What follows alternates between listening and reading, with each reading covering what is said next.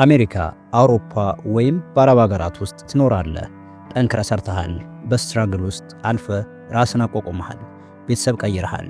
ነገር ግን ወደ ፍቅር ግንኙነት ወይም ትዳር ሲመጣ ነገሮች እንደታሰቡት አልሆኑልህም። ወይ የምትፈልጋትን አይነት ሴት ማግኘት አልቻልክም፣ ወይ ደግሞ ያገኘሃት ትመስልህና ድንገት ነገሮች ይበላሻሉ። ብዙ ጊዜ ሴቶች ብር ፈላጊ ብቻ ናቸው ወይም ደግሞ ዘመኑ ከፍቷል ብለን እናልፈዋለን። ችግሩ ግን ከወንዶች ቢሆንስ? ሳይንስ ምን ይላል መሰላችሁ? በተለይ ከባህል ወጥተው በሌላ ሀገር የሚኖሩ ወንዶች አእምሯቸው ሳያውቀው የሚቀርጻቸው የተሳሳቱ የግንኙነት ካርታዎች አሉ። ዛሬ የምናወራው ስለተለመደው ጊዜ መስጠት ወይም መደማመጥ ስለሚባሉ ነገሮች አይደለም። ዛሬ የምናየው በጣም ብልህና ጎበዝ የሚባሉ በውጭ ሀገራት የሚኖሩ ወይም ዲያስፖራ ወንዶች ሳይቀር የሚወድቁባቸውን ነገር ግን ማንም የማይነግራቸውን 3 ከባድ ስነ ልቦናዊ ስህተቶች ነው። እመነኝ፣ ሶስተኛው ስህተት ስንት ትዳር እንደበላና ስንት ወንድን ለድብርት እንደዳረገ ስትሰማ ደንግጠን የምትቀረው። ይህንን ቪዲዮ እስከ መጨረሻው ካየህ ግን ግንኙነትን ብቻ ሳይሆን ለራስህ ያለህን እይታ ሙሉ በሙሉ ትቀይራለህ። ወደ ዋናው ጉዳይ እንግባ። የመጀመሪያውና ብዙ ወንዶች ሳያውቁት የሚሰሩ ስህተት የአዳኝነት ስነ ልቦና ይባላል። እስኪ ልጠይቅ፣ ፍቅረኛ ወይም የትዳር አጋር ስትመርጥ ሳታውቀው እኔ ነኝ የምለውጣት፣ እኔ ነኝ ከችግር የማወጣት፣ እኔ ነኝ ዓለምን የማሳያት የሚል ስሜት ተሰምቶ ያውቃል? ይህ በኢትዮጵያውያን ወንዶች ዘንድ በተለይ በውጭ ሀገራት ለሚኖሩ በጣም የተለመደ ነው። ከሀገር ቤት ሴት ሲያስመጡ ወይም ደግሞ እዛው ውጭ ሀገር ገና ሕይወቷ ያልተስተካከለ ሴት ሲቀርቡ ወንዶች ሁሉን አድራጊ፣ እሷ ደግሞ ተቀባይ በሆነችበት ሁኔታ ግንኙነቱ ይጀምራል። ይህ በቅድመ እይታ ወይም በሃኒሙን ጊዜ ጥሩ ይመስላል። አንተ እንደ ጀግና ትታያለህ፣ እሷም ታመሰግንሃለች። ነገር ግን ሳይንስ እዚህ ጋር አንድ ትልቅ ቀይ መብራት እንዳለ ይነግረናል። በስነ ልቦና ሪአክታንስ ቲዮሪ የሚባል ጽንሰ ሐሳብ አለ። ይህ ማለት ሰዎች ነፃነታቸው እንደተወሰደ ወይም በሌላ ሰው ቁጥጥር ስር እንደሆኑ ሲሰማቸው ያደረገላቸውን ሰው መጥላት ወይም ደግሞ መቃወም ይጀምራሉ ይላል። አንድን ሴት ከኢትዮጵያ አስመጥተ ወረቀት አውጥተ ስራ አስገብተ እኔ ነኝ ሰው ያደረግኩሽ የሚል ሐሳብ በውስጥ ካለ ግንኙነቱ የተመሰረተው በፍቅር ላይ ሳይሆን በውለታ ላይ ይሆናል። እዚህ ላይ ችግሩ ምንድነው መሰለ? ውለታ የቢዝነስ ኮንትራት ነው፣ ፍቅር ደግሞ ስሜት ነው። ሴቷ ራሷን ችላ መቆም ስትጀምር ያንተ አዳኝነት ስለሚያበቃ ያንተም አስፈላጊነት እንዳበቃ ይሰማታል። ለምሳሌ ብዙ ወንዶች ሚስቶቻቸው በውጭ ሀገራት ሄደው አካባቢውን ሲለምዱ ተቀየረችብኝ ይላሉ። እውነታው ግን እሷ አልተቀየረችም። የተቀየረው በሁለታችሁ መካከል የነበረው የኃይል ሚዛን ነው። አንተ የምትፈልገው እንድታመሰግን ነበር፣ እሷ የምትፈልገው ግን አጋር ነው። ታዲያ ይህንን ስህተት እንዴት ታርመዋለህ? ግንኙነት ስትጀምር የምትፈልገው የምትረዳት ሴት ሳይሆን አብራህ የምትሮጥ አጋርን መሆን አለበት። እርዳታ ማድረግ ጥሩ ነው፣ ነገር ግን እርዳታ ፍቅርህን መግለጫ ብቸኛ መንገድ ከሆነ ያ ግንኙነት ጊዜው የተገደበ ቦምብ ነው፣ አንድ ቀን መፈንዳቱ አይቀርም። ሁለተኛው ስህተት ደግሞ ትንሽ ውስብስብና ስውር ነው። ስሙም ታይም ካፕሱል ኢፌክት ወይም ደግሞ በጊዜ እንክብል የመኖር ችግር እንበለው። ይህ ጉዳይ በተለይ ከሀገር ከወጣችሁ 10 ከዛ በላይ ዓመታት ለሆናችሁ ወንዶች የሚሰራ ነው። ሀገር ቤት እያለህ ስለነበረው የሴቶች ባህሪ፣ ስለ ትዳርና ስለ ክብር ያለህ እይታ ልክ አውሮፕላን ተሳፍረህ በወጣህበት ቅጽበት ላይ ቀዝቅዞ ነው የቀረው። አንተ በውጭ ሀገር በኑሮ ትግል ውስጥ ሆነ ኢትዮጵያ ውስጥ ያለው ማህበረሰብ ግን በከፍተኛ ፍጥነት እየተቀየረ ነው። ኢንተርኔቱ፣ ቲክቶኩና ግሎባላይዜሽኑ የአዲስ አበባን ብቻ ሳይሆን የክፍለ ሀገር ሴቶችን ማስተሳሰብ ቀይሮታል። ስህተቱ የሚፈጠረው እዚህ ጋር ነው። አንተ ከአውሮፓ ሆነ ኢትዮጵያ ውስጥ ያለች ሴት ስታናግር የምታናግረው በ1990ዎቹ ወይም በ2000ዎቹ መጀመሪያ ላይ የነበረውን የሴቶች ባህሪ ጠብቀህ ነው። ኢትዮጵያዊት ሴት ታዛዥ ናት፣ ኢትዮጵያዊት ሴት ዝምተኛ ናት፣ ኢትዮጵያዊት ሴት አይን አውጣ አይደለችም የሚለው ትርክት ዛሬ ላይ በተግባር ሲፈተሽ ብዙ ጊዜ ይወድቃል። ኮንፊርሜሽን ባያዝ የሚባል ስነ ልቦናዊ እውነት አለ።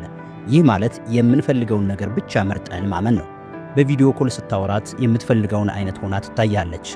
ያንተ አእምሮ ደግሞ ክፍተቶቹን በድሮ ትዝታ ይሞላቸዋል። በአካል ስትገናኙ ወይም አብራችሁ መኖር ስትጀምሩ ግን እሷ ዘመናዊ፣ እኩልነትን የምትጠይቅ የራሷ ጠንካራ አቋም ያላት ሴት ሆና ስታገኛት ተበላሸች ብለህ ትፈርዳለህ። አንድ ጥናት እንደሚያሳየው ከሆነ ስደተኞች ወይም ዲያስፖራዎች ከሀገራቸው ይልቅ ለባህላቸው አጥብቀው የሚጨነቁት እነሱ ናቸው። ሀገር ቤት ያለው ሰው ባህሉን እያሻሻለ ሲሄድ፣ ውጭ ያለው ግን የድሮውን ናፍቆት አጥብቆ ይይዛል። ይህ ካልቸራል ዲዞናንስ ወይም ደግሞ የባህል አለመጣጣምን ይፈጥራል። ስለዚህ ወንድሜ ስህተቱ የእሷ መዘመን አይደለም፣ ስህተቱ ያንተ ጊዜው የቆመ መስሎ መጠበቅህ ነው። መፍትሄው ምንድነው ካልከኝ፣ ዛሬ ላይ ያለውን የኢትዮጵያን ሴት ማንነት እንደ አዲስ ለመቀበል ክፍት መሆን ይኖርብሃል። ድሮ በምታውቀው ትዝታ ፍቅር አትያዝ ወይም ፍቅርን አትመኝ። አሁን ከፊት ባለው እውነታ ተመስርተህ አፍቅር እንጂ። አሁን ወደ ሶስተኛውና ከባዱ ነጥብ መጣን። ይሄኛው ስህተት ብዙ ትዳሮችን በጸጥታ የሚገድል አደገኛ በሽታ ነው። ትራንዛክሽናል ኢንቲሜሲ ወይም ፍቅርን በቁስ መለካት። በውጭ ሀገር የሚኖሩ ወንዶች በተለይም ኢትዮጵያውያን ጥሩ ወንድ የሚለውን ትርጉም የሚሰጡት በመስጠት ላይ ነው። ጠንክረህ ትሰራለህ፣ ኦቨርታይም ትወጣለህ፣ ብር ትልካለህ፣ ቤት ትገዛለህ። ላንተ ፍቅር ማለት ይሄ ነው። ላንተ መስዋዕትነት ማለት ይሄ ነው። ነገር ግን ስነ ልቦናው ምን ይላል? ይህ አታችመንት አቮይዳንት ስታይል ወይም ደግሞ ከስሜታዊ ቅርበት የመሸሽ ባህሪ ሊሆን ይችላል። ምን ማለት ነው? ስሜታዊ በሆነ መንገድ መገናኘት፣ ማዳመጥ፣ ስለ ስሜት ማውራት ሲከብደን ወይም ደግሞ ሲያስፈራን ያንን ክፍተት በገንዘብና በቁስ ለመድፈን እንሞክራለን። አንተ ለሷ ብለህ በቀን 16 ሰዓት ስትሰራ፣ እሷ ግን የምትፈልገው ያንተን 10 ደቂቃ ትኩረት ሊሆን ይችላል። አንተ ለኛ እኮ ነው የምለፋው ትላለህ፣ እሷ ግን አንተ የለህም ብር ብቻ ነው ያለው ትላለች። እዚህ ጋር ነው ትልቁ ፓራዶክስ። ብዙ ወንዶች ሴት ልጅ ገንዘብ ነው የምትወደው ብለው ያምናሉ። ነገር ግን ሴቶች በተፈጥሮ ኢሞሽናል ኮኔክሽን ወይም ስሜታዊ ትስስርን ከሁሉም በላይ ይሻሉ። ገንዘብ አስፈላጊ ነው፣ ግን ገንዘብ ብቻውን ኢንቲሜሲ ወይም ጥብቅ ቁርኝትን አይፈጥርም። አንድ ምሳሌ ልስጥ። አንድ ሰውዬ ለሚስቱ ውድ መኪና ገዝቶ ሰርፕራይዝ ያደርጋታል። እሷ ግን ብዙም አልተደሰተችም። ለምን? ምክንያቱም መኪናውን የገዛው እሷን ለማስደሰት ሳይሆን እሱ ጥሩ ባል መሆኑን ለራሱና ለሰዎች ለማረጋገጥ ስለሆነ። ይህ ናርሲሲስቲክ ሰፕላይ ይባላል። እሷ ስሜቷ አልተነካም፣ ምክንያቱም ስጦታው ውስጥ እሷ የለችበትም። የእሱ ጀግንነት ብቻ ነው ያለው። ስህተቱ እዚህ ላይ ነው። ራስህን እንደ ኤቲኤም ማሽን አትቁጠር። ኤቲኤም ማሽን ጠቃሚ ነው፣ ነገር ግን ማንም ኤቲኤም ማሽን አቅፎ አይተኛም። ማንም ለኤቲኤም ማሽን የልቡን አይነግረውም። ስራህን ቀንስ እና ስሜትህ ላይ ስራ። ገንዘብ የትም ይገኛል። እውነተኛ ስሜታዊ ቅርበት ግን በዶላር አይገዛም። ወንድሜ፣ እነዚህን 3 ስህተቶች ዛሬ ያነሳነው እንድትሸማቀቅ ወይም ደግሞ ከዚህ በኋላ አላፈቅረም እንድትል አይደለም። ነገር ግን በውጭ ሀገር ያለህ ቆይታና ልፋት ፍሬ እንዲያፈራ የሚጠብቅህ የሞቀ ቤትና እውነተኛ ፍቅር እንዲኖርህ ለማሳሰብ ነው። እናም አንደኛ፣ አዳኝ አትሁን፣ አጋር ሁን። ሴቷን አቅም ስጣት እንጂ አትቆጣጠራት። ሁለተኛ፣ የድሮ ትዝታ ውስጥ አትኖር። አሁን ያለችውን እውነተኛዋን ኢትዮጵያዊት ሴት ለመረዳት ሞክር። ሶስተኛ፣ ኤቲኤም ማሽን አትሁን።